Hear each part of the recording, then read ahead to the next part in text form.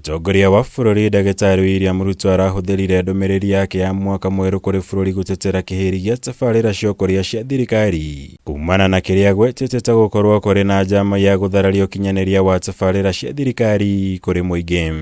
A number of our policies, programs and other strategic interventions aimed at delivering necessary and urgent interventions of the bottom-up economic transformation agenda have been delayed, obstructed, and hampered by various challenges, including persistent litigation. Agĩtetera mũbango wa waki wa nyũmba cia thogora wa thĩ kumana na kĩhĩri kĩa macira marĩa maigũmĩire igoti-inĩ. Mũtongoria wa bũrũri akuruhanĩtie gĩkundi kĩa atongoria MUNG'ETHANIRO na kũnyitanĩra na maabithaa honge itiganĩte cia thirikari gũthararia mũbango ũyũ na ĩngĩ ya thirikari.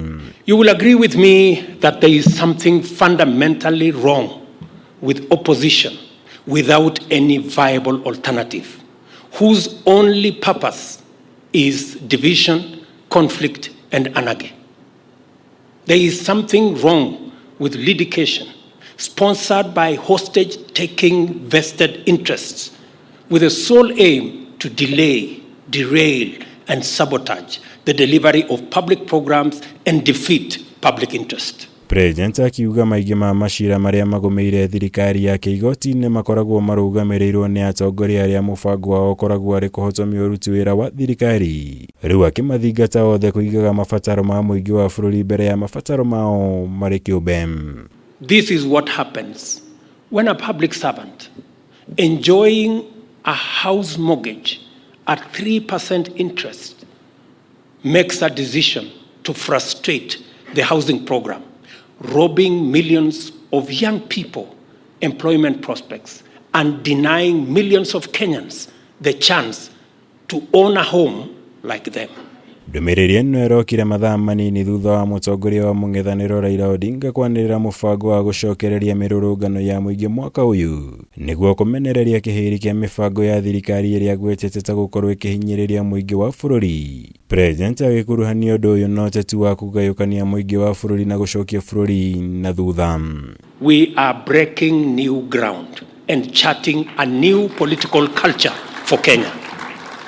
Instead of excuses to abandon our nation's transformation, I invite the skeptics, opponents, and the indifferent to change their perspective and embrace our new paradigm shift to pursue inclusive growth with a sense of urgency, where leaders say what they mean and mean what they say.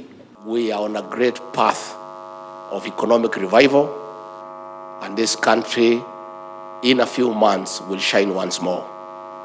Your Excellency, on behalf of those you have given the privilege to serve under you, we want to thank you for your leadership and your guidance. Igũrũ rĩa maya mũtongoria wa bũrũri nĩ aranĩire mwĩhoko wa maũndũ kwagĩrĩra mwaka ũyũ kumana na mĩbango ĩrĩa ĩgathĩkĩtwo nĩ thirikari. Akiuga nĩ ambĩrĩirie gũciara matunda na ũtonga wa bũrũri ũyũ njĩra-inĩ ya gũkũra.